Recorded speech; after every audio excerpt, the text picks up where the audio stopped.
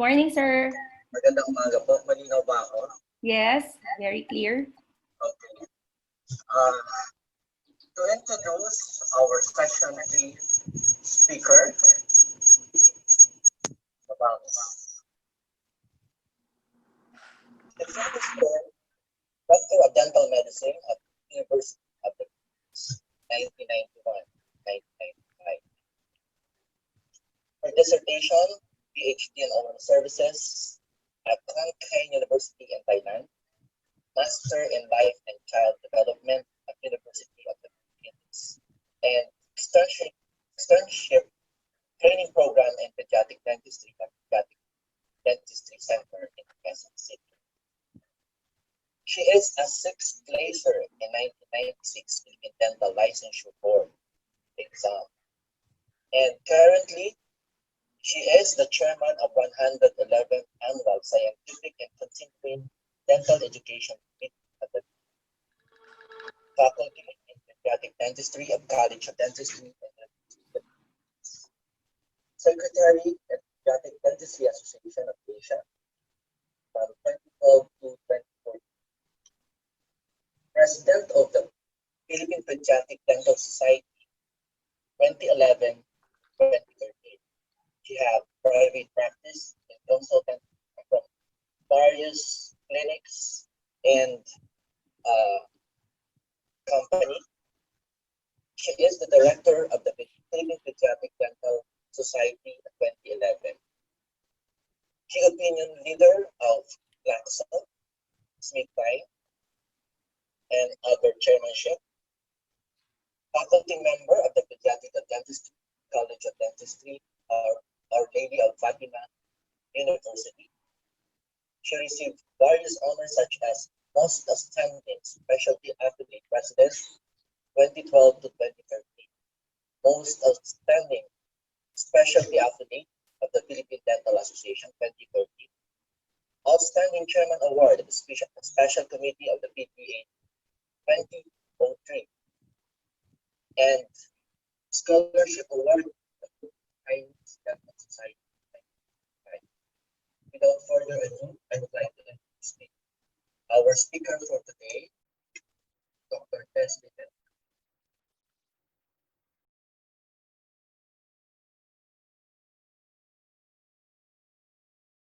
Doc. Yes, Doc. Okay. So let me proceed. Thank you very much again for your patience. So I was tasked by Dr. Jello Militante, our president-elect, to talk about program ability planning for scientific sessions. Good morning again to everybody.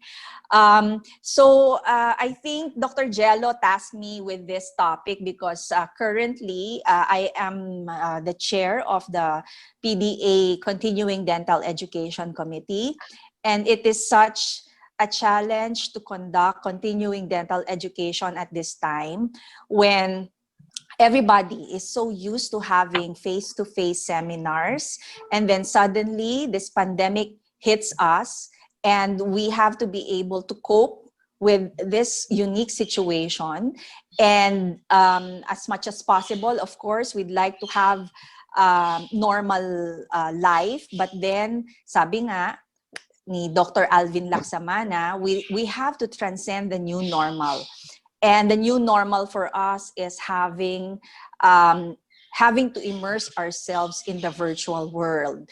So this has been, the virtual reality has been offered to us as an option years back, no? But then dahil nga hindi naman natin talaga kailangan, then we don't give any extra effort to go into the virtual world, except now. Na wala na tayong choice, no? But to really explore the possibility of going online, especially for continuing dental education, and delivering what our constituents need from us, especially when it comes to continuing professional development.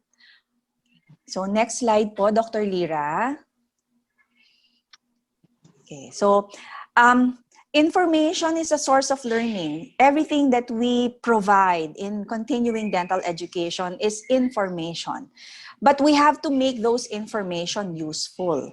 So unless the information that we relate to our constituents is organized, it's processed properly, and we format it or customize it to our target audience, then it will not be too beneficial. No? So we have to really think a lot about how we deliver this information to the rightful audience in the proper format so it can be a benefit instead of a burden.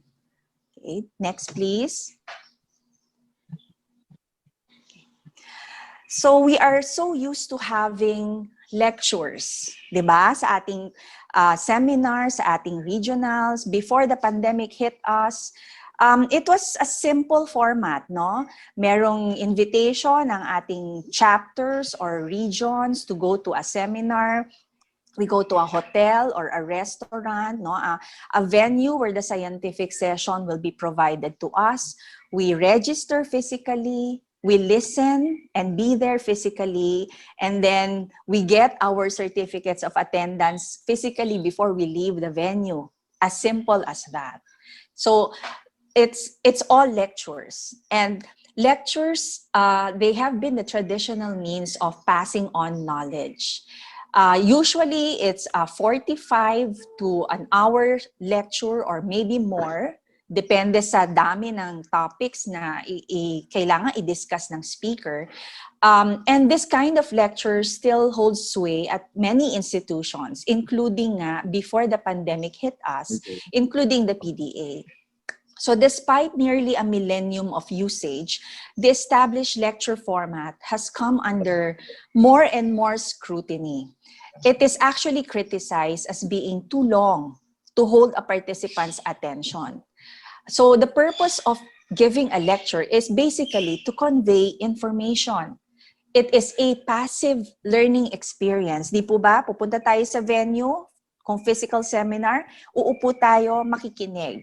Kung gusto nating mag-question later on after the lecture, then that becomes an interactive session. Pero pag hindi po tayo nag-question, it still is retained as a passive learning experience.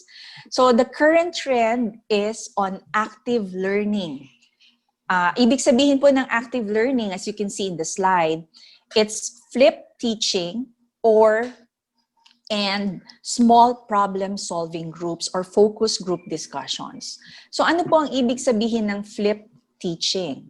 So kita niyo po doon sa infographic, in the traditional classroom, there's a teacher who gives the lecture and then magbibigay ng homework, gagawin yung homework ng estudyante para ma-reiterate yung lessons that should have been learned in the lecture.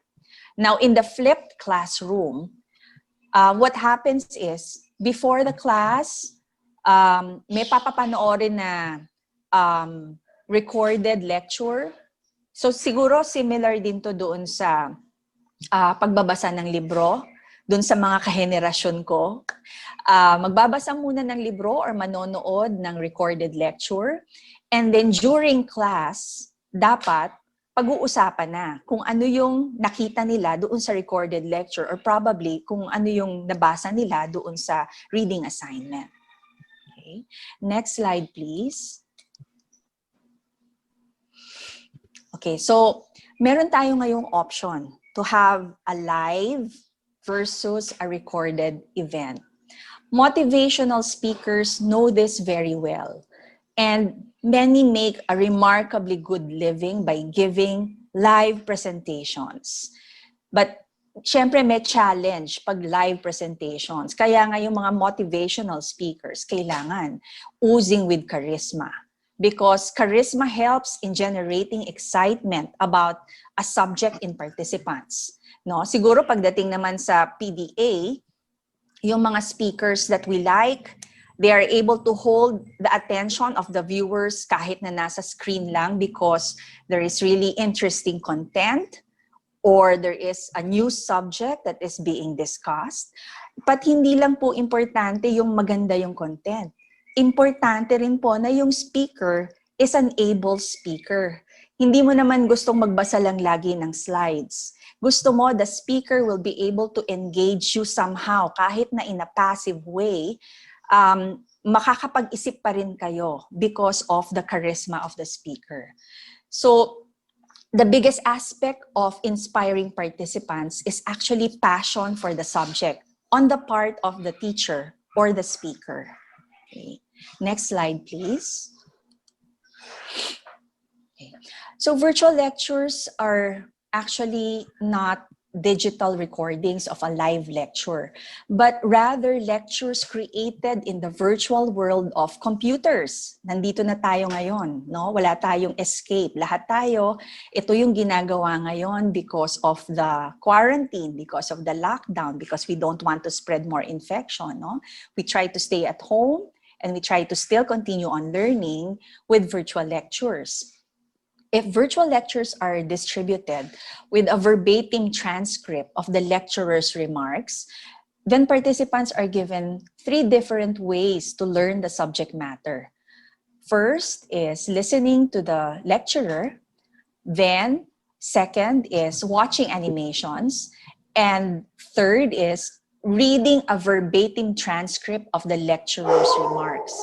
Okay. In other words, virtual lectures accommodate 3 different types of learners. First, the auditory learner, okay, because you listen to the lecturer. Second, the visual learner, because you watch the animations or the slides. And third is the textual learner, because you read what's on the slide. Okay. So with this, participants enjoy all the benefits of live lectures from the convenience and comfort of one's own home or a place of their choosing. Pwedeng sa Starbucks, pwedeng sa Coffee Bean. No?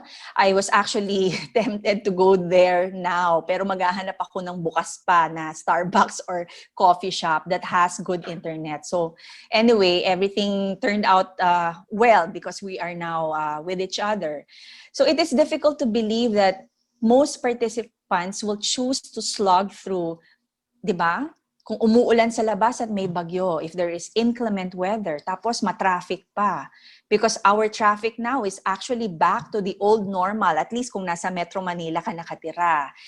Siguro hindi masyado nakaka-relate yung mga nasa provinces, no? But traffic in Metro Manila is like the old normal already. So, kung meron kang virtual lecture and you have to attend itong lecture na to at 10 a.m., hindi ka kailangan magmadali na to get to your destination or to the venue, because all you have to do is turn on your iPad or your laptop and then listen and attend a virtual lecture. Next, please.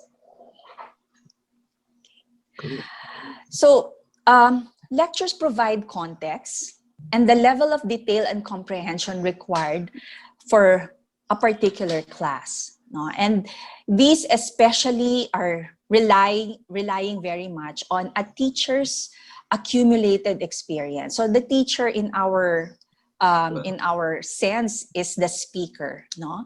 So malaking bagay na you have a speaker who has good experience and wisdom.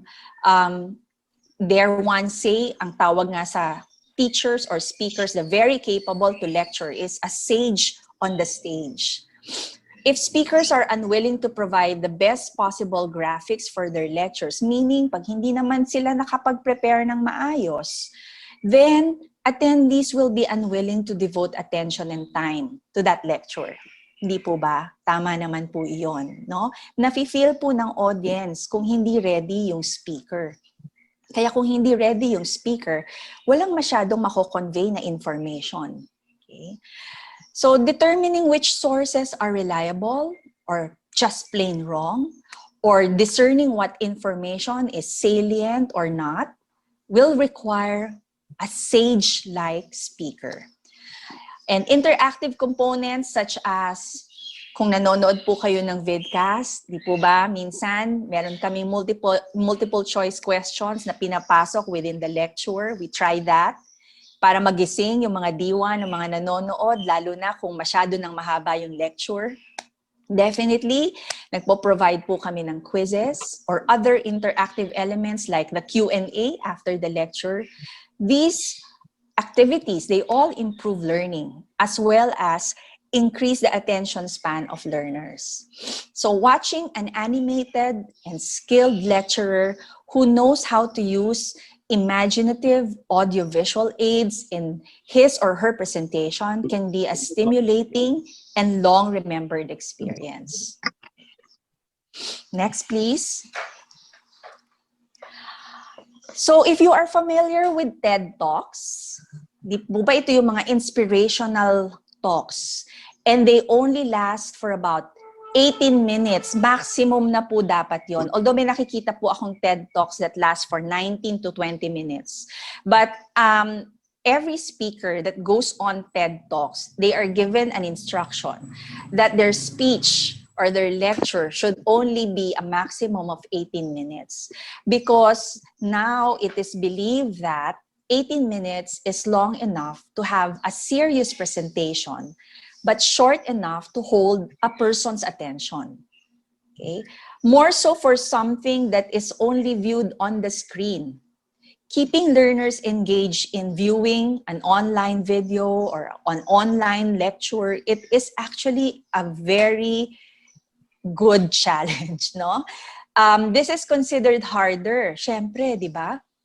As the length of the video may be longer and you don't actually see interaction, you don't feel it. It's all in the screen.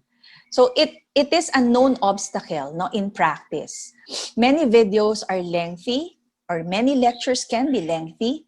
They may not contain interactive elements. Okay, so it's important to remember that an attendee's attention span declines after about 10 to 15 minutes after the start of the lecture. Next, please. So thus, our goal then is to entice the audience with an interesting topic, a remarkable speaker who will be able to hold the attention of the viewers, whether in face-to-face seminars or in webinars, for the duration of the lecture and the discussion. From the point of view of a speaker, because I do give lectures also, my thought is that I should be able to drive my message across.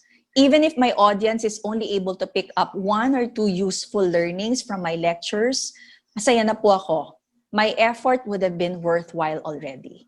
Because I know that it's such a challenge to provide lectures and learning, especially now via virtual lectures. So, ang prayer ko po every time that I start a lecture like now, sana po may mapulot kayo na kahit isa o dalawa, mas maganda ho kung mas marami, that will actually help you in your activities, your clinic, and now as presidents-elect next year, sana po makatulong talaga itong binibigay ko sa inyong sharing of information.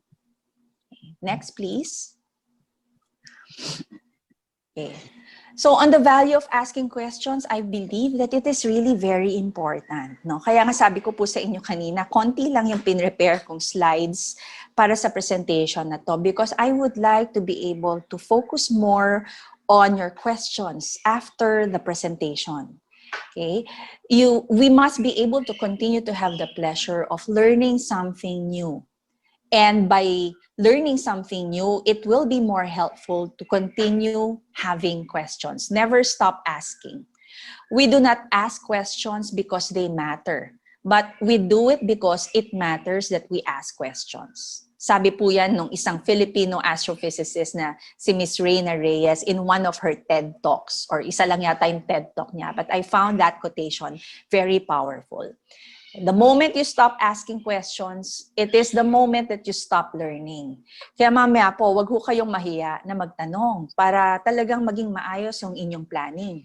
Kung may naiisip na po kayong tanong ngayon, isulat nyo na para hindi nyo makalimutan at pag-usapan po natin lahat mamaya. Next, please. Okay. So transitioning to the virtual world has long been in place, sabi ko nga po kanina. But it is it has been moving ever so slowly, especially for the not so tech-savvy people of a certain age group. Kasama po ako doon, kaya hindi ako marunong sa iPad mag-manipulate ng presentation. So, it is a challenge, no? So, yung mga non-tech-savvy people, syempre kung hindi naman sila magaling doon, they will avoid going into the virtual world as much as possible. And unfortunately, this certain age group, they are the decision or the policy makers of this generation. Kaya siguro hindi nag-move forward masyado before the pandemic ang transitioning to the virtual world. But it was expedited remarkably by this pandemic. So if before, going digital was just an option, we were all forced to adapt to this virtual reality, whether we liked it or not, so that life may proceed in the new normal that we are living in now. Otherwise, kung hindi natin to ginawa, life will simply stop. And at this age of technology, it's not an option anymore. We are now blessed with the option to go digital. Malaking bagay yan. Kung halimbawa siguro, this is the pandemic that occurred in 1918, yung Spanish flu pandemic. Walang choice. Hihinto talaga ang buhay. But we are now in 2020. So it's a good thing that we have the virtual option. And so life does not have to be at a standstill. Okay. Next, please. Okay. So sa CDE, or Continuing Dental Education, we decided to maximize using online platforms. And in the case of PDA, before June, no, nung nagpaplano po kami to have online lectures para ituloy yung sinimula ni President Steve Almonte noong May, because there was a clamor for information. Talaga pong uhaw sa kaalaman ang mga PDA members, lalo na pagdating sa pagbubukas ng clinic, no? We tried to explore the different online platforms. Nandyan yung Google Classroom, nandyan yung MS Teams, no? At marami pa pong iba. Ngayon, meron ng FB Room or Messenger Room. Marami talagang available kung maghahanap lang kayo sa internet, no? But we decided to settle with Zoom. Kaya ngayon po, yung napapanood ninyong mga PDA vidcast, kahit ngayon itong meeting natin dito, it's conducted via Zoom. Okay? Kailangan lang po, we get ourselves familiarized with the online platform that we choose. And it's very intimidating at first, no? I will not blame you if you get intimidated. It's natural po, no? Lalo na po sa mga technically challenged people like me. But lagyan lang po natin ng konting effort, ng konting oras.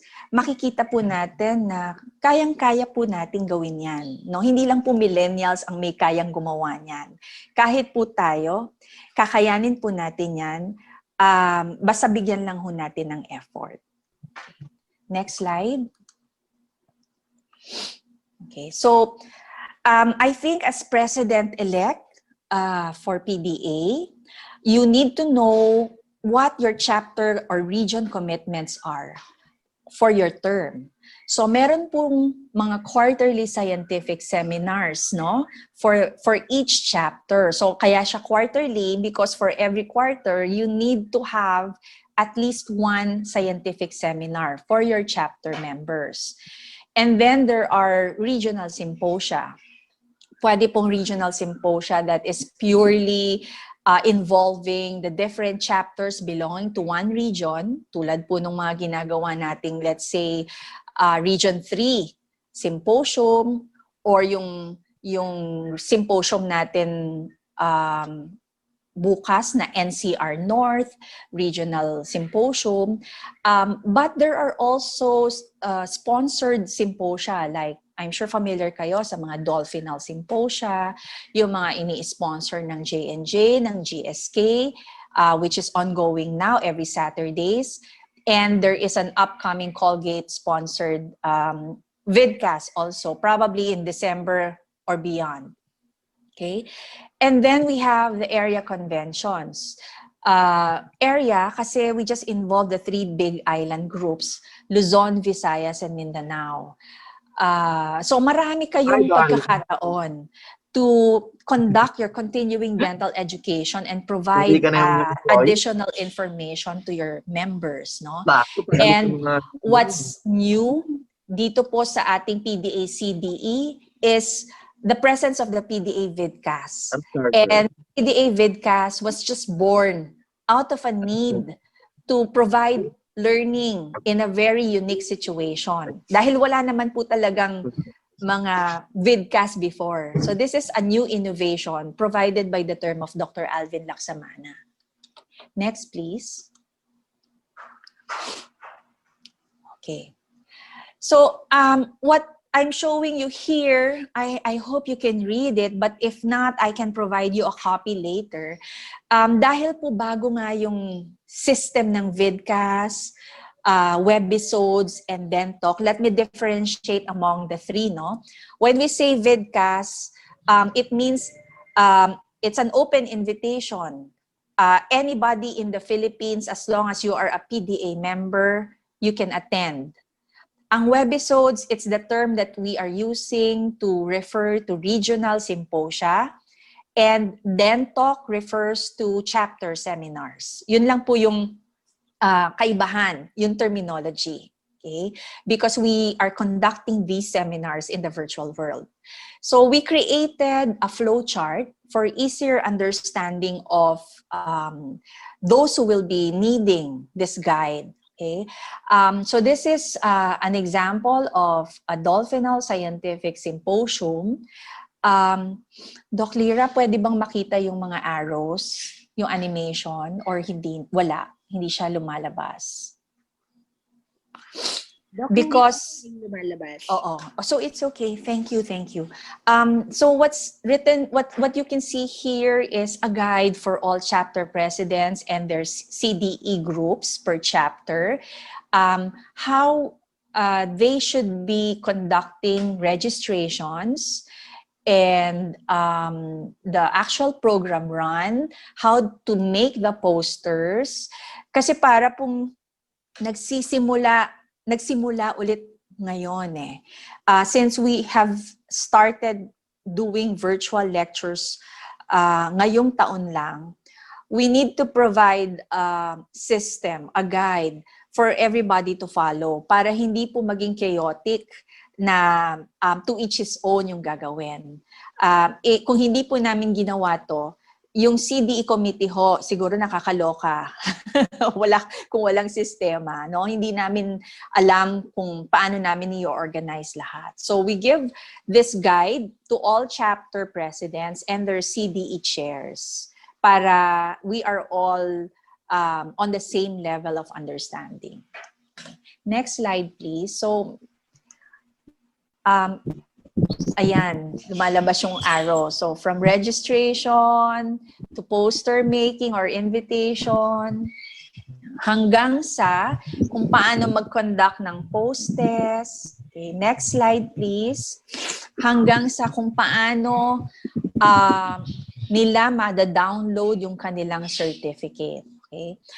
So, initially, if you know about vidcast, noong June, July, and August, we did not access or we did not use the membership control panel yet of PDA because at that time it was not ready. So we needed to do some preparations. So the MCP will be ready for CDE's use. So what we did in June, July, and August was to use Google Forms. We put the post test there. All 5 questions are in Google Form. Tapos sinama na rin namin yung evaluation questions. So the participant will have to answer all 10 questions in the Google Form. And when you click submit, pag nakapasa kayo dun sa criteria ng certificate, what happens is you will generate your automatic certificate of attendance. So I hope na-experience din yun. Kasi nakakatuwa po talaga na immediately after may certificate kayo agad. But there are flaws in that system. That's why we stopped using it after August. And fortunately, by September, ready na po yung membership control panel doon sa PDA website. So now, we are encouraging everybody, chapters, regions, affiliates, to use the MCP in the PDA website. So dito nyo makikita ngayon lahat ng CPD points earned at saka certificates you can download from this site also. You just need to know how to access your MCP, yung unique na para sa inyo lang. Kung halimbawa man na nagtataka kayo, I'm sure yung iba sa inyo may questions. Hanggang ngayon, yung certificates or yung points ko do sa inattendan kong vidcast hindi pa lumalabas, no? We are actually holding on to the results provided by PRC. Kasi sa totoo lang po, ang meron lang po so far na points at saka certificates ay yung mga vidcasts from June and the first 2 weeks of October. Wala pa po yung July, August, tsaka September. Hindi pa ho sila natatapos i-process. Kaya ayaw pa ho naming maglabas ng announcement kasi mas marami lang ho kaming sasagutin na questions. Anyway, kaya ko po sinasabi to because these things happen and tulad po ng internet connection, hindi na po natin yon kontrolado. Dahil pag ang bola, inilipat na ho natin sa PRC, the only thing that we can do is wait until PRC is able to finish their work. Okay? Basta ang importante po, ma-submit lahat ng requirements sa kanila. Okay. Next slide, please. So how do you start? Okay. As a chapter president-elect, the first thing that you must do is to create your dental chapter CDE team. So siguro meron na kayong nasa isip ngayon, dear presidents-elect, kung sino ba yung magiging capable member ninyo that you can rely on, that you can appoint to be chair, co-chair ng CDE team. Because the chair and the co-chair, sila po yung magko-coordinate, silang dalawa yung magtutulungan on bringing about your continuing dental education for your entire term. And together with the chair and the co-chair, kailangan din po may katulong sila who will be manning the registration, who will be controlling every scientific program, who will be in charge of providing certificates, awarding kung ano man yung gusto nyong ibigay na token dun sa inyong scientific session. So these are the basic makeup of a CDE team for every chapter. Next, please. Okay. So after you have created your CDE team in your chapter, you can now plot your seminars for your entire term, 2021 to 2022. Okay? So quarterly seminars, every quarter nga siya, di ba? So identify your date. Ngayon pa lang po, pwede nyo na siyang gawin. So the first quarter, sabihin lang po natin, example lang ito, no? Kung for example, ako po, I belong to Caloocan City Dental Chapter. For June to August, I would like to conduct my first quarterly seminar on July 15. For the second seminar, I'd like it on October 15, and so on and so forth. So may target na kayo kung kailan kayo dapat mag-set up ng seminar, and so you'll be able to easily plan for each one pag meron kayong identified dates. Okay? And then, second consideration, would you like to do it in partnership with another chapter or in partnership with a region? Okay? If that is the case, then you have to talk to that chapter, you have to talk to your region, you finalize talks, and then you set another date for that. Again, identify the date. Okay? Then, some other considerations, are you going to do an in-phase seminar? Because next year, kung mag-ease up yung ating restrictions, then it is possible to do a blended or a hybrid seminar. No? Hindi siya malayong mangyari na. What do I mean by a hybrid seminar? Meron pong mga nasa virtual seminar via Zoom, for example. At meron din naman sigurong nandun sa actual venue in a limited capacity. So is your seminar going to be exclusive for your chapter, as I mentioned before? Is it going to be a joint chapter seminar, or is it going to be with your region? Another consideration, are you charging a registration fee? Another one, are you getting a sponsor? Siyempre, kailangan po nating magkaroon ng revolving fund. So definitely, ang pag-iisip ho kung paano kumita per seminar, hindi po yun masama. Kasi kailangan po ninyong may pondo para sa iba ninyong activities, no? Even setting up a virtual seminar will cost you some expenses. Okay? Kaya kailangan po mag-isip din kayo, how do you derive income from your activities, including your CDE activities. Next slide, please.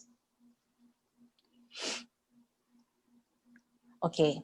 And then choose your topic. You have identified your dates. Now you need to choose your topic for your seminars. Is there something you are curious about? Okay? Kasi sa experience ko po ngayon, ang tinatanong sa akin madalas ng mga chapter presidents, paano kami pipili ng topic? Okay? So, yun nga po, is there something you are curious about? Would you like to know any update? Do you want to review a subject? No? Meron bang vague na topic that you'd like clarified? Okay? And when you start to choose on your topic, you'd like to be able to consider CPD application as well. So nilagay ko po dito yung timeline. You have to decide more than 30 days prior to your target program date. Kaya nga po yung first step natin, you have to identify the dates eh. Because if you have to apply for CPD application, it will have to be at least 30 days prior to your identified seminar date. Next slide, please. Third step, pag alam nyo na yung gusto nyong topic, then you can choose your speaker or speakers kung gusto nyo more than one topic. No? PDA provides you the privilege to invite one speaker. At PDA ang magbabayad ng honorarium ng speaker na to. I think this is true for all chapters and affiliates. So, pwede nyo gamitin siya agad sa first quarter seminar nyo or basta during any point in your term. For a chapter webinar, if you're going to do it virtually, I would recommend very strongly that you have just one lecture for every webinar. Okay? Regional webinars, dahil nga mas malaki ito, then it's possible to have 2 lectures as well. Pwede rin naman po yung 2 lectures sa chapter webinar. But remember, if you're doing this virtually, you have to consider the time spent on screen na hindi masyadong interactive. Kaya you'd like to be able to hold the attention span. Remember kanina sa slide, the attention span lasts for about 10 to 15 minutes from the start of the lecture. Kaya kung meron kayong 2 speakers, per speaker, 1 hour ang allotment ninyo, that's 2 hours, baka mamaya masayang, walang masyadong matutunan, then mas maganda siguro, tigi-isang speaker na lang or tigi-isang topic na lang per webinar. Okay.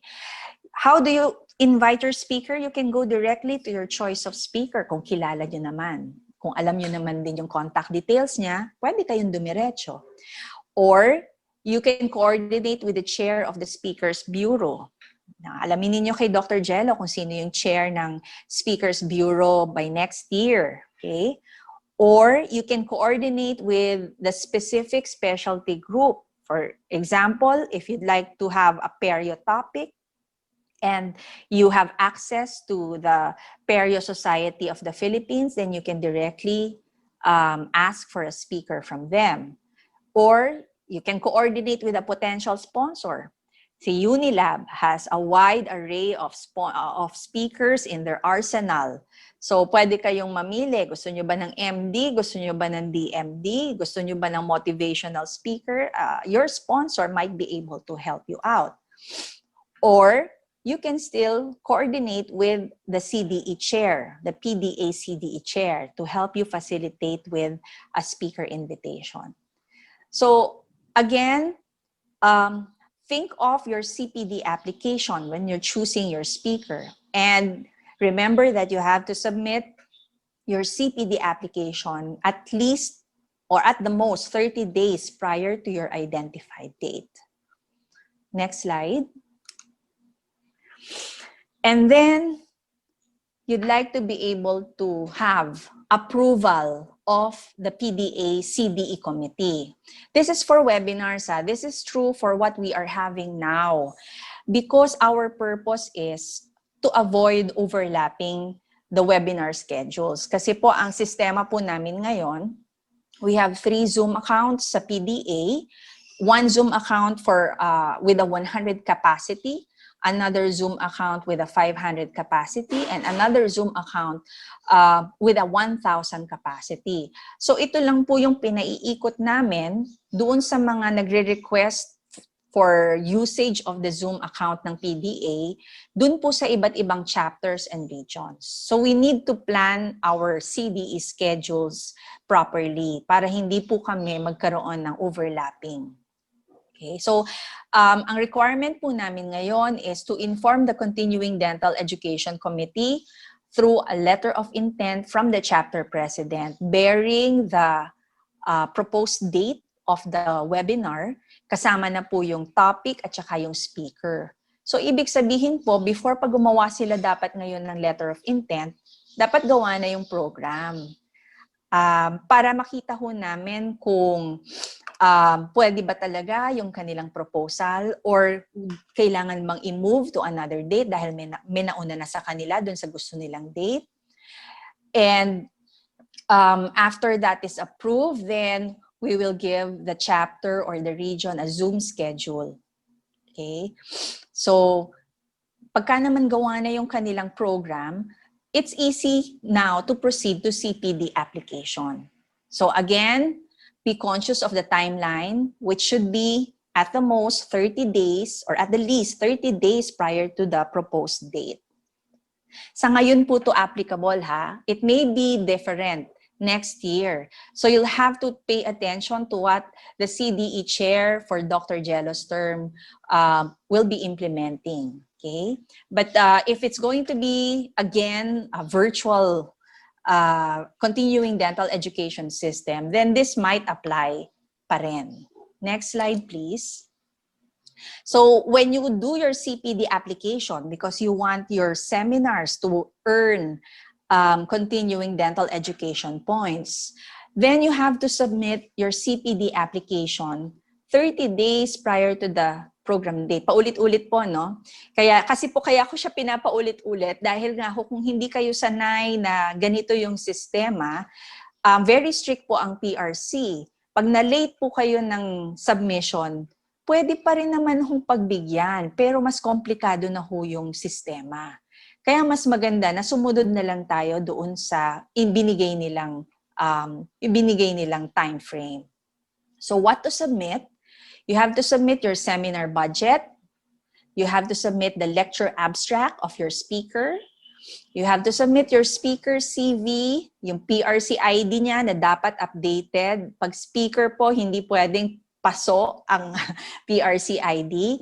And there is a form provided by PRC, the CPDD-17 form, at kailangan po itong i-fill up ng speaker ninyo na napili. And then you also have to submit the technical requirements for the seminar or the training program. So for example, kung ngayon gumagamit kami ng Zoom platform, and if you are familiar with the guidelines that we are showing at the start of the vidcast, nandun po yung kailangan may minimum of 1.5 Mbps ang inyong internet connection so that you have a stable connection to be able to remain in Zoom.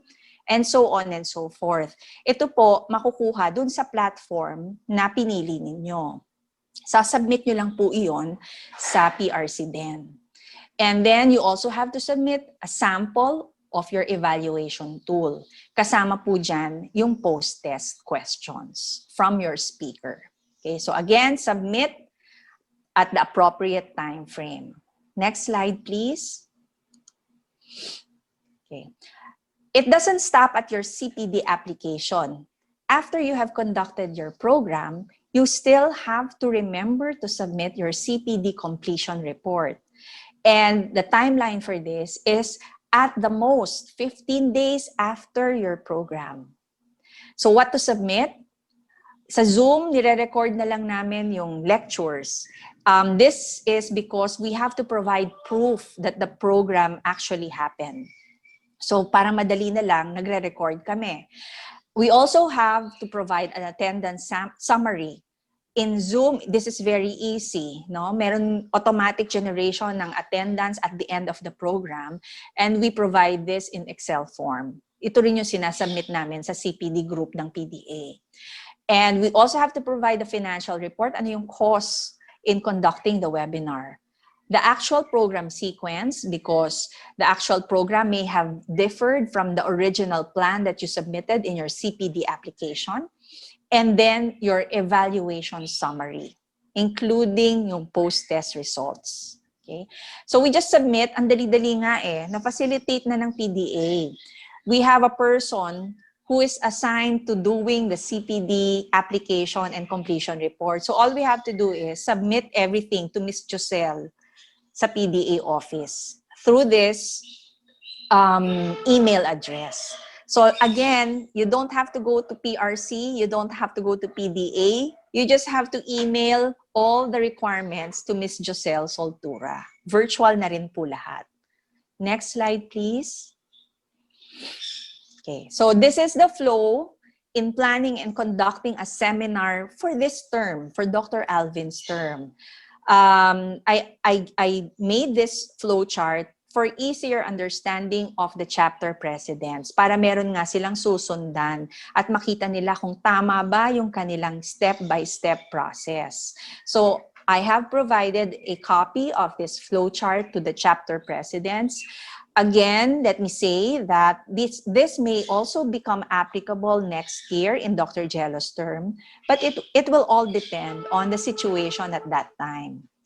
Okay, so again, refer to the appointed CDE chair by next year ni Dr. Jello. Next slide, please. Okay. So, it's actually not it should not be a hard task to prepare for your CBE scientific sessions.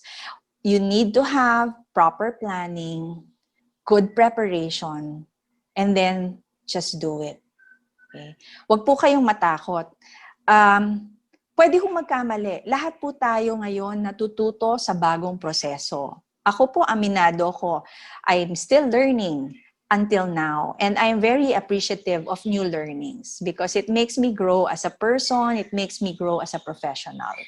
But we need to give some effort so we can provide proper preparation if we want to make sure that we provide good service to our constituents and have an acceptable performance at the very least. Next slide po. And laging may rumor, di po ba, that ma-abolish na ang CPD points. And if actually that becomes a reality, if CPD points will not be required anymore, let us remember this quote. No letters after our names are ever going to be a total guarantee of competence. It can actually be also a guarantee of fraud. So improving competence involves continuing professional development. That is the important thing. It is not simply just passing an examination. In our case, it's not just simply passing our dentist licensure examination. Constantly, we have to learn continually. We have to improve our competence. Yun pong alam natin nung time na nag-graduate tayo, ibang-iba na po sa time ngayon. So continuing professional development is really important. Let's not forget that. And on that note, thank you very much. Next slide po is a thank you slide na. Marami pong salamat sa inyong patience and in your kind attention. I'm now open to questions. Thank you for that, ma'am. But before the open forum po, we would like to award you first, no, with a certificate po. So may I call on the convention secretary for the 112th PDA Dental Convention, Dr. Almira Olarte. She will read on the citation po. With the virtual presence po, andito po si our PDA President, Dr. Alvin Laksamana, and of course, our PDA President-elect, Dr. Jose Angelo Militante. After which po, ma'am, the open forum will follow po. Okay. Good morning, everybody again. Philippine Dental Association Certificate of Appreciation is presented to Dr. Maritess Oliveros Villarico in appreciation of her outstanding support, dedication, and selfless service which positively impacted the Philippine Dental Association and its constituent through her lecture, Program Ability Planning for Scientific Session, Virtual Reality in Scientific Planning, given this 22 day of October 2020 via Zoom. Signed, Dr. Nathaniel R. Dacuan, PETS Chairman. Signed, Dr. Alvin M. Laksamana, President 2020-2021. Signed, Dr. Jose Angelo G. Militante, President-elect 2020-2021. Thank you very much, Madam, and congratulations. Thank you, Dr. Lira, for your assistance and your patience.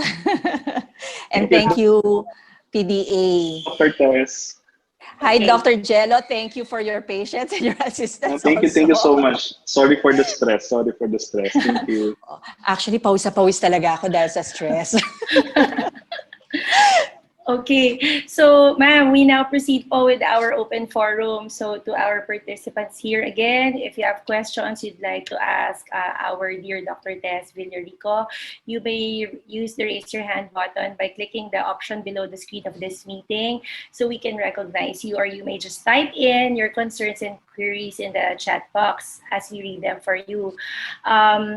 Ma'am, we can only accommodate 5 live questions po, no? For the other queries po, maybe Dr. Tess can give her contact details so she can answer them, you or directly. So please stay po, ma'am, for the open, after the open forum po, and to our participants so we can get a group screenshot with our dear Dr. Tess. So, Okay. any questions po? So yan, ma'am, ito na. Sige. Thank you, ma'am. Wait po, ha. May I give my email address first? So if you have any questions, you can either email me through movillarico@gmail.com. All small caps, movillarico@gmail.com. Or you can contact me through Messenger. My name sa Messenger is Tess Oliveros Villarico. Okay. Wait po. Ayan. From Abra Dental Chapter, Dr. Francisco Beria. Hi, Doc. Where can we get the CPDD-17 form? Is it downloadable online? You can actually get it from Miss Joselle Soltura. Just email her at pdacde@gmail.com.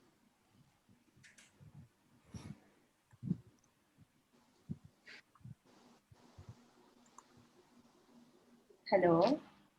Hello? Can you hear me? Yes, ma'am. From Okay. Miss Giselle, no? Of PDA? Yes, from Miss Joselle, or email her, hingi lang kayo ng kopya, pdacde@gmail.com, and she will provide you a copy. Okay. So thank you, ma'am. So another question po from Dr. Cristina Lopez Go. Thank you, Dr. Tess, for a very clear explanation. If ever we would like to invite foreign speaker, are there any other additional requirements? It's the same requirements except for normally humihingi kasi si PRC ng ID, PRC ID. So pagka foreign-based speaker at wala silang PRC ID, we just ask for another ID, professional ID na ginagamit nila doon sa kanilang bansa, and that's what we submit to PRC as part of the requirements. Okay, so thank you, ma'am. From PPTC, Pasig Pater Study Chapter, Dr. Rex, you want to ask your question personally po? Please turn on your video. Yes po, Doc. Okay. Hindi ko po ma-start yung vid. Okay, so you can just use your audio, sir. Okay, sige po. Good morning po, Doc Tess. So, I am currently the CPD chair of PPTC. And then we have problems kasi with the yung sa IRR kasi nabasa ko yung CPD law that it is still 60 days pa rin po with regards sa application. So is it baka parang na-overrule yung 30 days na application? Hindi ba problem yon sa PRC? Kasi nagiging limit namin dati is yung 60 days. So we plan really far ahead. Natatakpan may mga changes kasi na nangyayari. So ang nagiging ending, nagiging STL kami. Kasi kinaabot kami ng deadline. So yun ang ginagawa namin. So is the 30 days final po yan? Is it applicable din ngayon? Thank you, Dr. Rex. Yung 60 days, as far as I know, it was applicable when we had face-to-face seminars. Now, since we're all conducting virtual seminars, there is a new board resolution from the PRC, from the Board of Dentistry. I think Dr. Jello Militante will be able to provide you this resolution because siya rin yung pinagmulan ng kopya ko, no? And yung resolution na to states that it has to be 30 days prior to the date. Kaya wala namang masama, Dr. Rex, if you are able to plan earlier than 30 days, mas sure yun di ba? Kasi nga pagka lumampas ka doon sa cut-off nila, nagiging SDL. For your information, ang SDL is self-directed learning. So mas mahirap i-prove kasi yung self-directed learning mas madali kung meron na talagang points na naka-assign na galing sa PRC. So now, I have a copy of that resolution courtesy of Dr. Jello Militante because incidentally, Dr. Jello Militante is also the CPD chair for this term. Kaya we are sure na 30 days po ang cut-off ng PRC when it comes to CPD application kasi nakatanggap na rin naman po kami ng feedback from PRC pagdating doon nga sa June and some July vidcast kasama na rin yung first 2 October vidcast. Ibig sabihin na recognize, nakapag-submit kami ng maayos 30 days prior. Kaya tinatanggap naman po. Thank you very much, Doc. Thank you very much. Thank you, Dr. Rex. Okay. Ma'am, a follow-up po from Dr. Cristina Lopez Gono. During live seminar, we usually have more than 2 speakers po. Would it be okay if we made a 2-day seminar instead? Anything is possible as long as you plan for it. No? Kung 2-day seminar ang gusto ninyo, pwede naman po para hindi masyadong mahaba, lalabas yung isang webinar. No? It all depends on, I would suggest that you mag-research po kayo kung palagay ninyo mas magiging acceptable sa inyong members or sa inyong constituents yung 2 days na installment basis or mas magiging madali po ba kung 1 whole day. It all depends on you. As I said, proper planning will be very helpful pagdating po sa continuing dental education. Okay, thank you, ma'am. I think Dr. Ricardo Gatbonton will have to ask something first, sir, Dr. Ricky? Yes, thank you, Dr. Arlene. Dr. Tess, good morning. Thank you for that wonderful lecture again. Thank you This is po. from the President-elect's view, no? Kasi, Doc Tess, we are about to ask some speakers, no, ahead of time, as you have said and discussed, that we have to schedule it, no, with yung specific time and schedule in order for us to submit it on time sa PDA to get a certain CPD. But the problem here is sometimes some chapter president is asking for some speaker pero minsan doc is medyo late na rin. So from the Speakers Bureau, well, I'm speaking on behalf of the Speakers Bureau of the PDA. Most of the chapters are now asking, but it's just giving us just 2 weeks na lang, and we cannot even contact some lecturers or speakers of their choice. So parang kulang, and then sometimes they would be asking us that, the Speakers Bureau is not providing them the speakers. So what I'm saying now, Dr. Tess, I know that the PDA is really trying their very, very hard to make it na maging maayos po yung lahat ng pagpo-provide ng mga speakers, because we have some rulings and guidelines in submitting the CPD. So sana po, can you suggest, Doc, that what if some speakers is not coming from the Speakers Bureau? Are there any other requirements for them aside from this? Because I know that they have to submit the CPPD form -17. Kailangan kasi yon lahat ng speakers giving lectures to all the chapters and affiliates must submit those requirements. So pag wala nun, well, more or less, they will be denied of that speakers, and then yung pong PRC ID din nila must be, yun nga, kailangan po ay updated. So, Correct. any suggestion, Doc Tess, that you can give us na mas maging maayos, smooth ang pagre-request ng mga speakers? Because yun, marami tayong way of giving them kung paano i-provide ng speakers, whether foreign or local, but we have to be guided by the guidelines of particularly the Speakers Bureau. Thank you, Doc Opo. Tess. Thank you, Dr. Ricky. Dr. Ricky is the chair of the Speakers Bureau. Tama po ba, Dr. Ricky? Yes, ma'am. Opo. Pasensya na, Dr. Ricky, ha. Ako po guilty kasi hindi po ako part ng Speakers Bureau. I just never got to fill up the form correctly. Kaya actually wala po ako sa listahan ng Speakers Bureau. I think that's one big challenge po sa mga scientific session organizers. Normally po kasi nalilate yung submission natin for CPD application dahil nga po hindi kaagad tayo mabigyan ng abstract or ng CV ng mga speakers natin. Yes. Kaya that's why you really have to plan ahead. Ngayon, sabi ko nga po, ngayon pa lang, mangontrata na po kayo ng speakers niyo kasi pwede na ho kayong gumawa ngayon ng plano for your entire term because your term will start in June 2021, di po ba? Maski ho hindi ngayon, maski magsimula kayo ng January. And then, identify nyo na yung dates, identify nyo na yung speakers and topics para you have sufficient time to prepare and wait for them to provide you the necessary documents.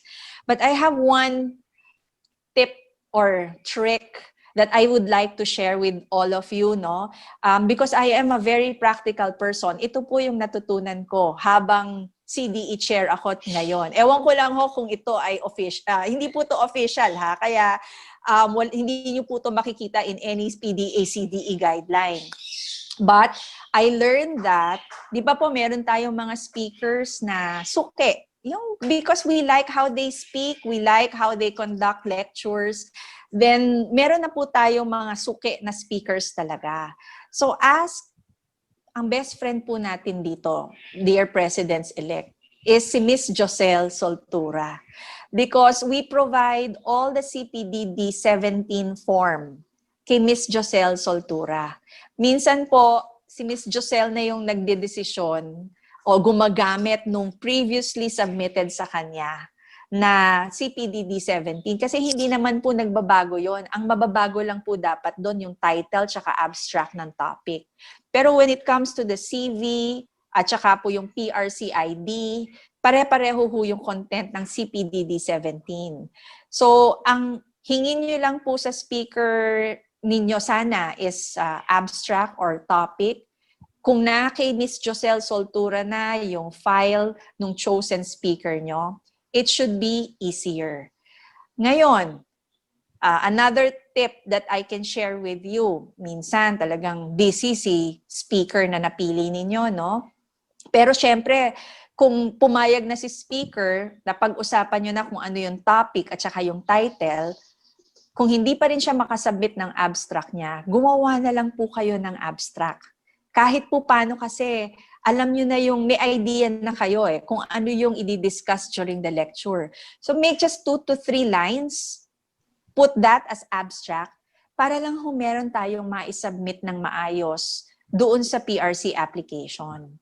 It will not actually matter much kasi magsasubmit pa rin naman po tayo ng completion report. So ang importante po, we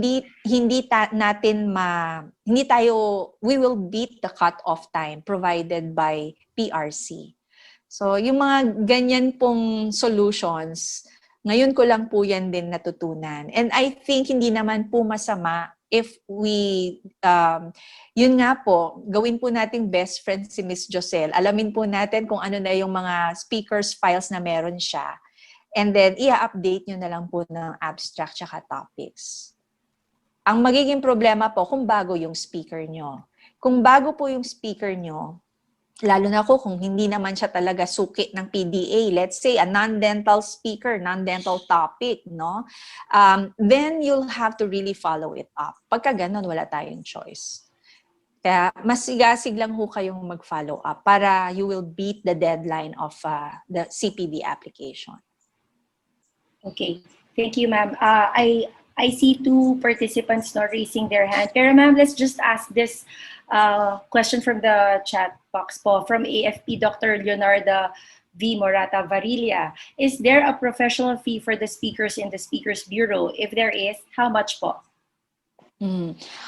Dr. Ricky siguro makakasagot yan. Pero in my capacity as CDE chair, meron pong honorarium. Ang speaker na iimbitahin natin, meron pong nakaset na rate pagdating sa honorarium ng PDA. So kung halimbawa po na gamit na ninyo yung privilege ninyo in inviting one speaker that is courtesy of PDA, then you can ask PDA, magkano ba yung kailangan nating i-prepare na honorarium for another speaker? Kaya naman po natin yun. That is why I said earlier, importante rin po na you will think of income generation in your activities. Kasi meron talaga pong mga costs na hindi maiiwasan. So, kasama po dun yung honorarium. Pati po yun nga, kung kukuha kayo ng sarili ninyong online platform. Ayan. Thank you, ma'am. So now we proceed po sa ating mga participants for raising their hands. Maybe I can start on with our PDA PE po, Dr. Jello, then maybe you can call on Dr. Mike because he's still raising his hand po. Sir? Okay, good morning everyone. Good morning, Dr. Tess. Thank you. Sorry, Good morning, na-stress ka. Sister, Diyos ko nun. Nakita mo, stress ka. Okay. Anyway, dahil sa PLDT yon, hindi dahil sa dahil PDA. Okay, good. Okay. Hi, Dr. Alvin. Tamo, magkakasama tayo sa isang screen. Okay? So, let me take a screenshot. Minsan na tayo magkasama sa isang screen eh.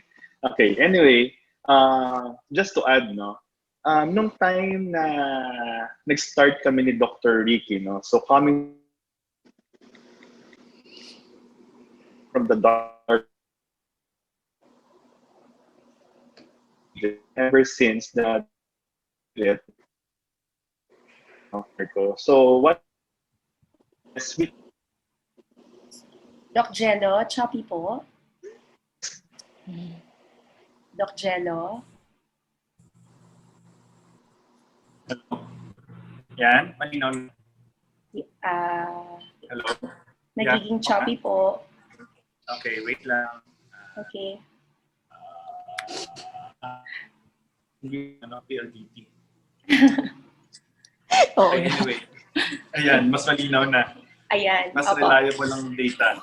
Imagine yan data po yan sa smart LTE. Anyway, okay. So when we started and when we tried to revitalize the Speakers Bureau, so what we did, I asked Miss Josel to make one hard drive for all the speakers. So it would be a repository of all lectures of all speakers. So abstract nila, CV nila and everything.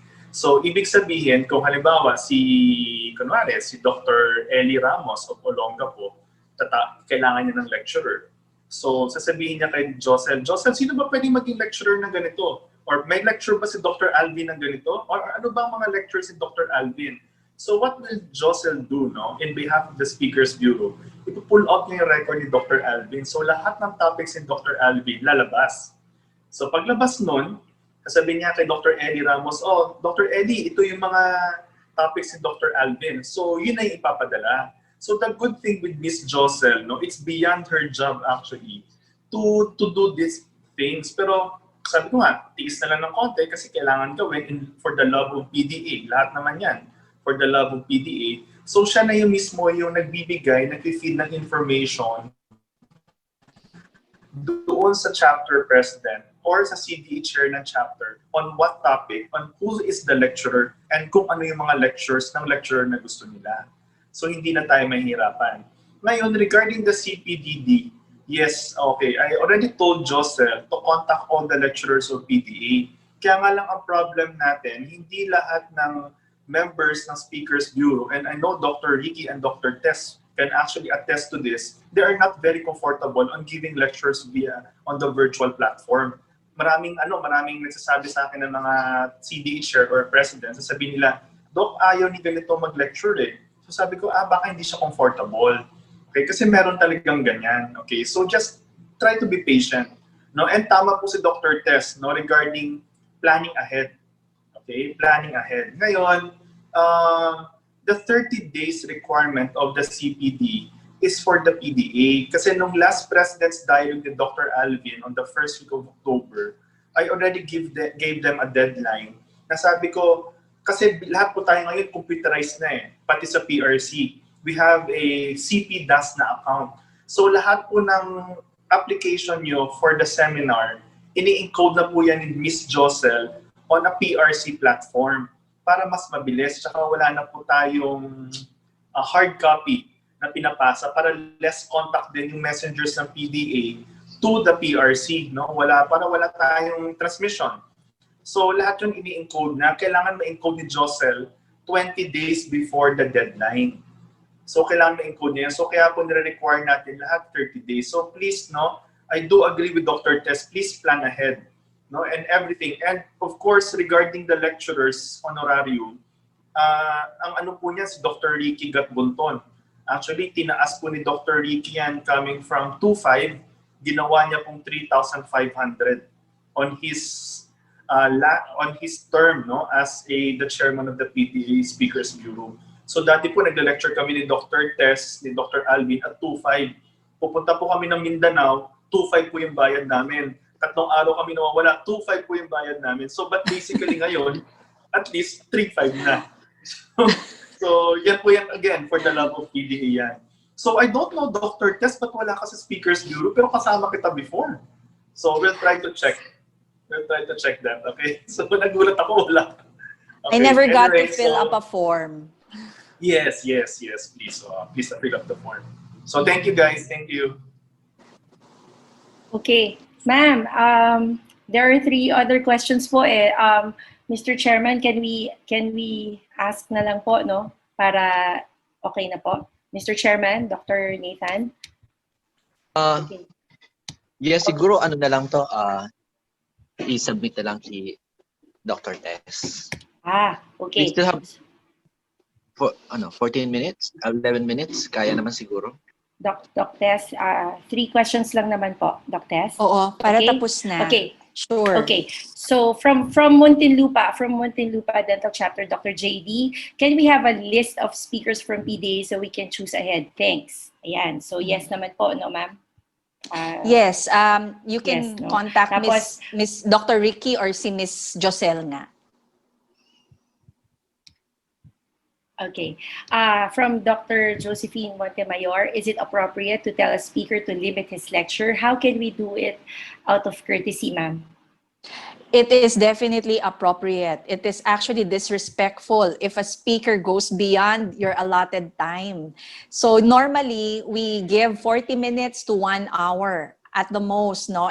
Except kung foreign speaker na minsan binibigyan namin talaga ng 1.5 hours para hindi naman sayang.